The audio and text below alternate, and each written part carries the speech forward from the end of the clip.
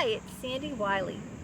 Welcome to my mental health channel, Inside My Holds, where I wipe away the stigma of mental illness by talking about my own personal struggles, having borderline personality disorder, post-traumatic stress disorder, anxiety and panic attacks, depression. I talk about my narcissistic mother who used to brutally beat me and shame me, belittle me, my schizophrenic father who was in and out of mental institutions all my life and left me when I was a little girl. I talk about my unethical psychologist who raped me, all the different types of therapies I've been in, and a plethora of other mental health related topics. But I only come on as a former patient of almost 20 years. I am not a licensed therapist. I do not hold a degree in psychology, so I cannot diagnose you or give you a professional opinion.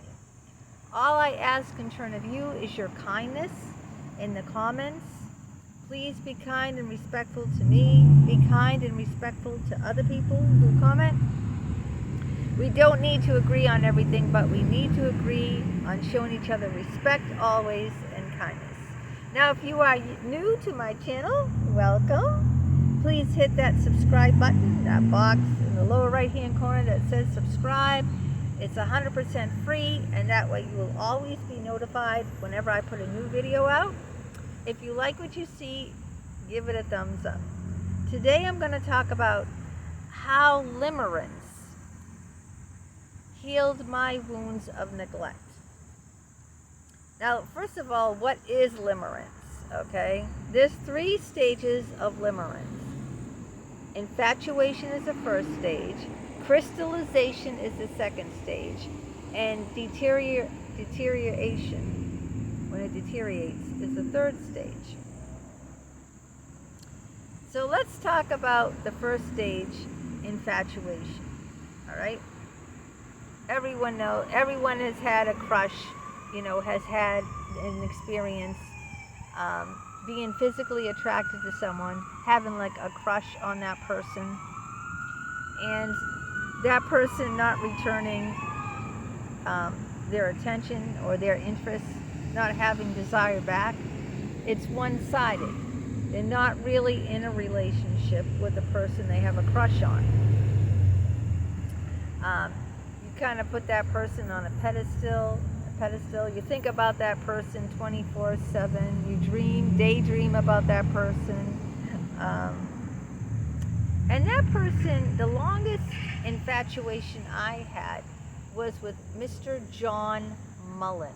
He was my high school religion teacher. I told you I went to Catholic schools when I was younger. And for high school, I went to St. Clair's High School in Rosendale. It was all girls. No boys. And he was 34 years old,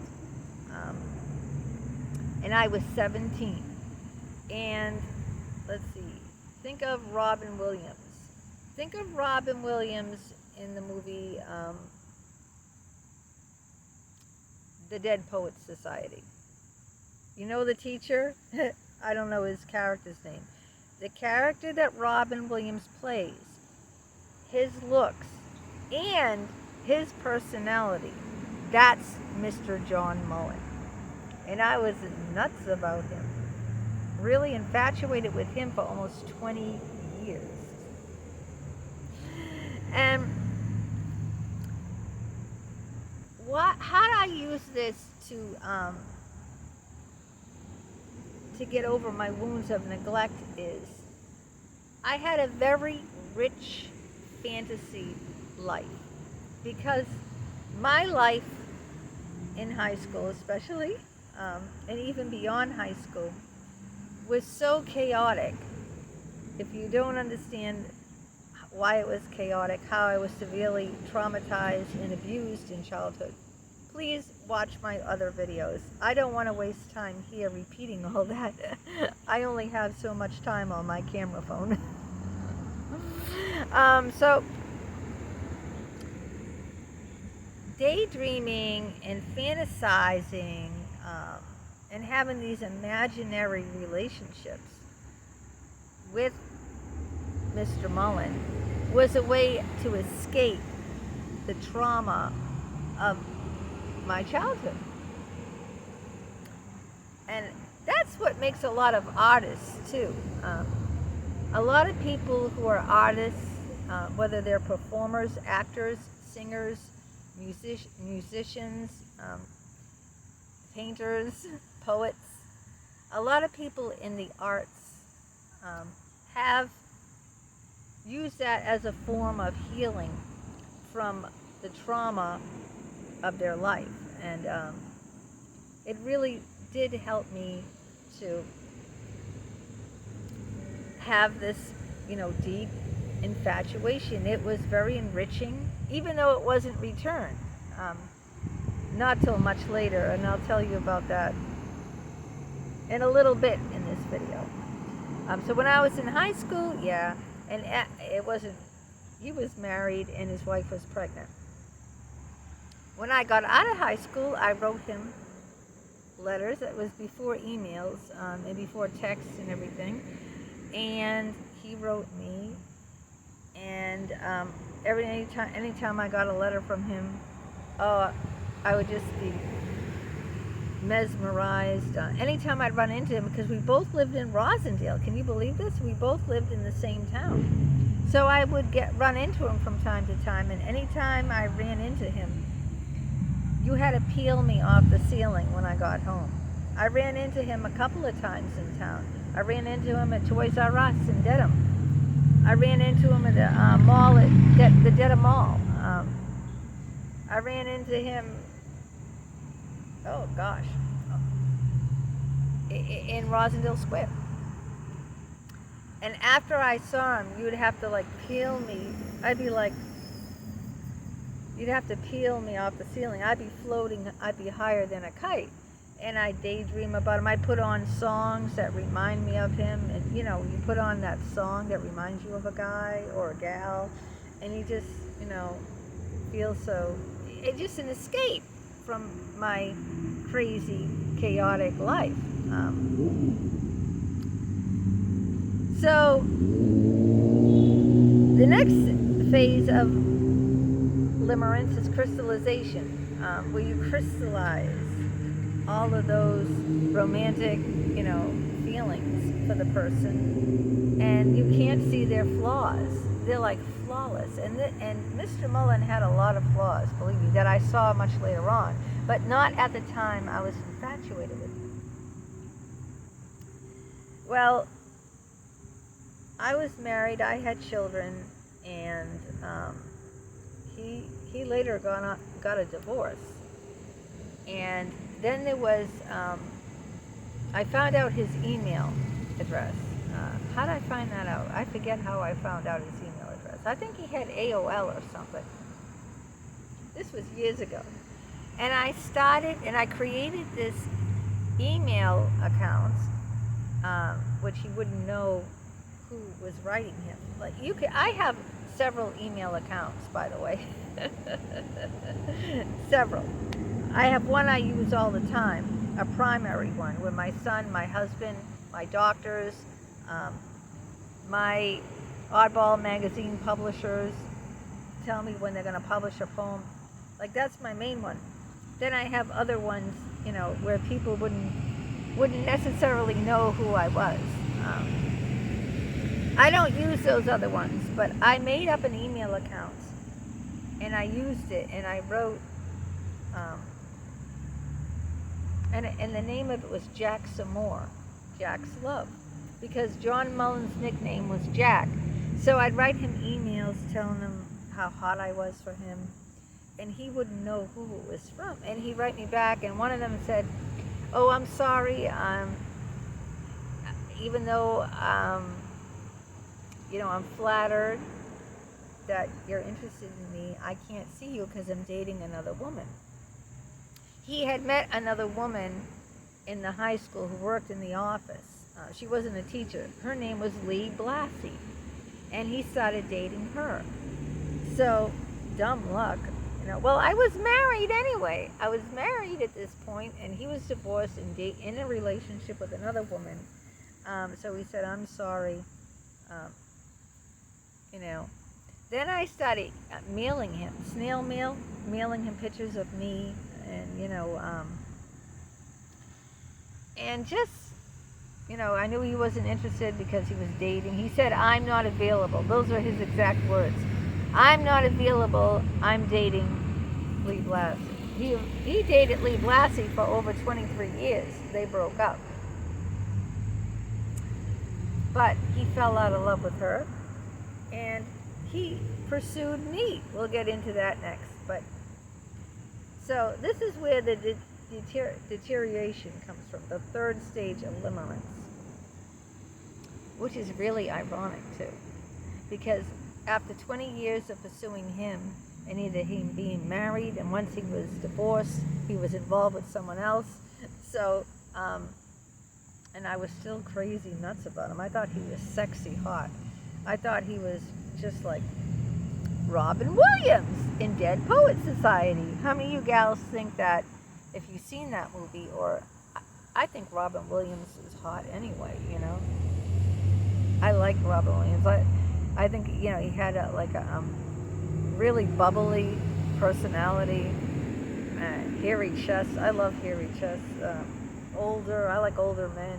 Yeah, John Mullen was 17 years older than me. I told you, I never looked at boys my own age. I always went for older men, all the time. Father figure, right? Because my father abandoned me, and my father was mentally sick all my life. So my father was absent a good part of my life, so I went for older men. Okay, so let's talk about the deterioration, the third final stage of limerence.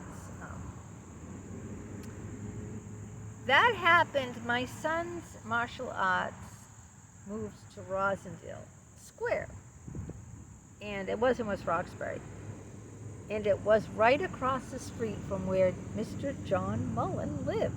I mean, you walk across the street and there's his house. Right across the street, like right there, And I said, oh my God. So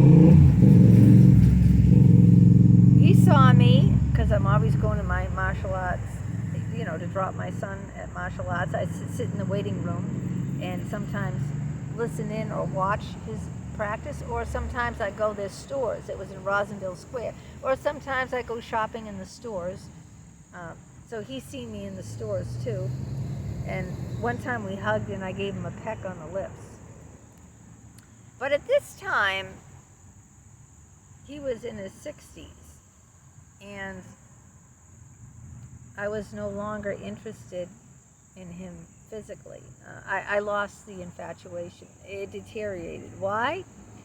Because I got to, first of all, his looks completely changed. Okay, he was no longer Robin Williams in Dead Poets Society. He was bald. He was fat. His face was all wrinkles. Like, all right, some people don't age well. Okay, you can take someone who is 60 and they can look 40. That was the guy, my psychologist I had sex with for 2 years. He was 60, he looked 40. No one would believe he's 60. I'm not just saying that honestly. Now, John Mullen was 60 and he looked 70. People age differently. Some people don't age well, like my husband. My husband is 59, but he looks like he's 69, or, he didn't age well. He's fat, he's bald, he has wrinkles all over his face. I aged better. I'm not trying to be conceited here. I'm just saying that I aged better than a lot of people, because a lot of people look at pictures of me and they'll say, you look exactly the same as you did. You haven't changed in looks. But some people, you look at their picture and like, whoa, it's radical. It's radical the way they change, radical, and that's how Mullen did not age well. And so when my son was at martial arts, Mullen pursued me, John Mullen. He wanted to go out with me. he said so. He wanted to go out with me. But I was no longer attracted to him. He wasn't the same Mr. Mullen from high school. At this point, too, he told me his relationship with his girlfriend, Lee Blassie, they weren't having sex. It was just like friends, you know. They weren't having sex, and he cheated on her several times. He told me that. He went on vacations alone. Their relationship completely deteriorated, and it was just hanging on by just breadcrumbs at this point, you know, just barely hanging on. After you've been together with someone for so long, it's like a marriage. It's kind of like hard to let go. And like, you know, one night he even said, hey, you want to meet me now? We could make out. Can you imagine that? Like, you want to meet me so we can make out? Even if a guy has that, like, intention, you wouldn't say that to a woman, right? You wouldn't act like, I just want to meet you so I can, you know, have sex with you. Pretty sad. But he already knew I was cheating on my husband. I had cheated on my husband with my psychologist. So he probably figured, hey, I haven't been laid in a while. So here's an easy.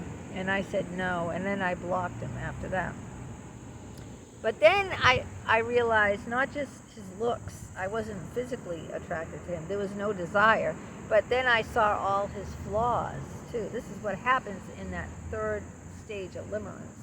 I saw all his flaws. He was cagey. He breadcrumbed me. Like, we'd be talking in a text, and he'd say, "Gotta go, bye." Like, he'd cut it off, just like that. And he wouldn't answer questions. He was just cagey. You know what I mean by cagey? Not straightforward, not transparent, not open, like, and I like people who are very transparent and open, not people who are cagey. And yeah, so he played games, and like I said, I lost the physical attraction was gone because he aged terribly. So at the point that he wanted to meet me and make out with me, I was no longer interested. At that point, the limerence was gone. It got me through high school. It got me through a lot of bad times, having that intense infatuation. It's kind of like what limerence is like when a child has an imaginary friend. Okay, my son had an imaginary friend. He called him the king. And what are imaginary friends, or what an imaginary lover? That's what John Mullen was. He was an imaginary lover to me. It just fills a void. Like I said, I use this limerence to heal the wounds of neglect from my father, to heal my father wounds. This is how I used the infatuation with my teacher, Mr. John Mullen. I used it to heal my father wounds. And I did this with other men all my life, really, including psychologists. But I thought I'd come on and talk about my teacher, because if you watched my other videos, you know, I talk very heavily about my psychologist, and I thought, you guys are probably fed up hearing about that. Let me talk about someone new that you don't necessarily even knew that, you know, that I had. So it served a purpose. I mean, it didn't hurt me, because I didn't, you know, I didn't cheat with him. He wasn't interested in me at the time. I was interested in him. And then when he was interested in me, I was no longer interested in him. I guess you could chalk it up to say bad timing.